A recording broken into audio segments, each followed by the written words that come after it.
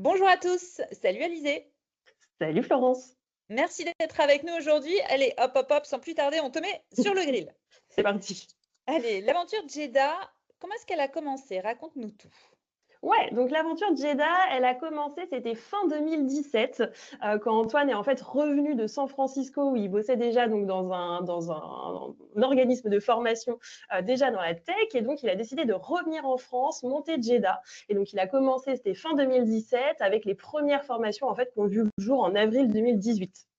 Et donc Ah, là, tout frais. l'objectif, ouais, c'est ça. Et l'objectif à ce moment-là pour lui, c'était vraiment de pouvoir ouvrir la tech au plus grand nombre en se disant que, OK, la tech, souvent, c'est vu un peu comme une boîte noire où on ne sait pas trop ce que c'est.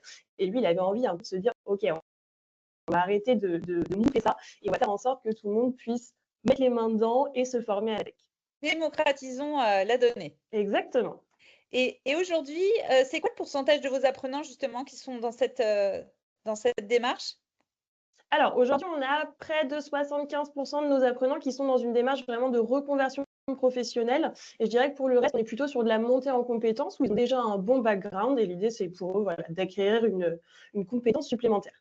C'est intéressant parce que c'est vraiment, ça montre vraiment cette envie de rendre ça accessible, même à des parcours qui à la base n'étaient pas forcément autour de cet univers. Ça, c'est chouette. Exactement, et c'est ça qu'on aime beaucoup des fois, voir des personnes qui repartent de zéro, qui font un peu une reconversion à 360, mais Qui qui se vont au bout de leur réinventent projet. Ouais. grâce à Jeddah. Top. Et justement, du côté des apprenants, c'est plutôt quoi leur profil et qu'est-ce qu'ils viennent chercher chez vous? Ouais, alors on a des profils un peu, très variés qui viennent de tous horizons. Souvent ce qu'ils viennent beaucoup chercher chez nous et c'est un peu l'une de nos différences aussi, c'est le côté accompagnement. Ça, ils aiment beaucoup parce que c'est vrai que la plupart de nos formations sont 100 accompagnées avec des professeurs sur toutes les heures de formation.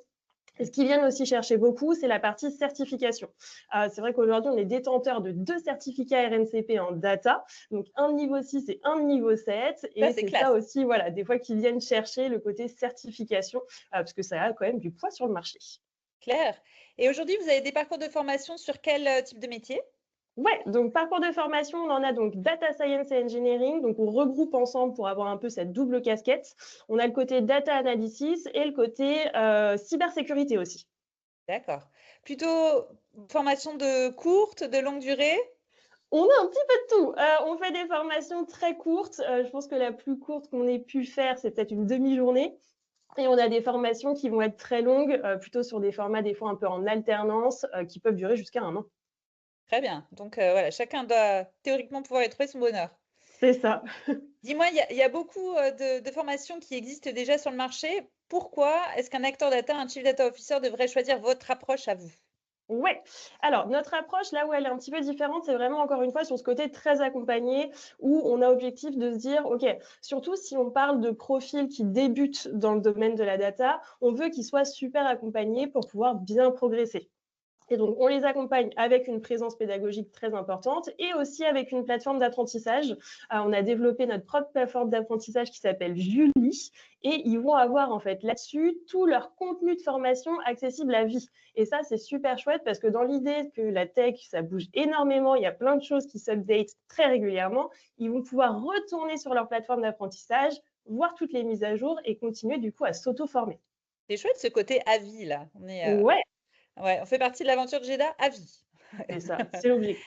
Tu as d'autres éléments qui démontrent que l'organisation de vos formations est unique? Je crois que tu m'avais parlé de format de bootcamp, c'est ça aussi que vous proposez? Ouais, ouais, c'est ça. Effectivement, aujourd'hui, on a des formations plutôt sous format bootcamp, donc vraiment très intensif, donc très accompagné aussi. Et on a des formations sur des formats plus hybrides où on propose un peu davantage d'autonomie, mais avec toujours ce côté accompagnement qui est très fort par rapport à une formation peut-être d'e-learning plus classique.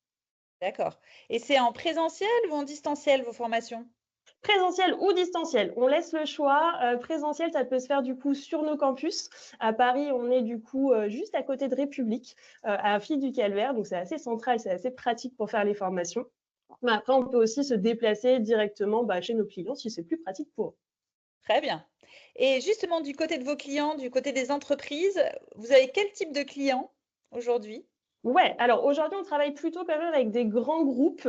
Je ne pourrais pas du coup forcément citer de nom, mais on travaille beaucoup avec des groupes dans la banque, dans l'assurance ou dans le retail. Très bien. pour lesquels vous adaptez vos formations à leurs besoins spécifiques, c'est ça? Ouais, exactement. C'est vrai qu'à chaque fois qu'on reçoit, nos clients, on essaye de faire un programme de formation qui soit vraiment justement adapté à leurs besoins, que ce soit en termes de compétences ou en termes de format. Très bien. Et l'avenir pour Jeda, c'est quoi en termes de thématiques, de développement de formation? Ouais, alors on va continuer surtout sur le côté data et cybersécurité. On va continuer à bien développer nos programmes pour toujours qu'ils soient à jour. Ça, c'est une de nos forces, mais ça demande aussi donc beaucoup de travail. Et OK. on continue surtout à bien développer la plateforme d'apprentissage pour y intégrer davantage aussi d'intelligence artificielle, puisque c'est le sujet. Donc on est en train de développer tout ça cette année. Très bien. Un dernier petit mot pour ceux qui nous écoutent? Ouais, donc dernier petit mot, surtout, n'hésitez pas effectivement si vous avez des projets de formation, on a quand même une expertise pédagogique. Donc c'est là où se situe notre force. On est prêt à en discuter avec vous, même si le projet n'est pas forcément encore bien défini, bien cadré. Au C'est tout contraire. l'objectif, voilà, qu'on puisse en discuter ensemble. Très bien. Et où est-ce qu'on fait alors pour, prendre contact avec toi? On peut te suivre où? Alors sur LinkedIn ou par email directement à alizé@jeda.co, vous pouvez me contacter sans souci. Génial. Merci beaucoup Alizé. À bientôt. Avec plaisir. À bientôt Florence.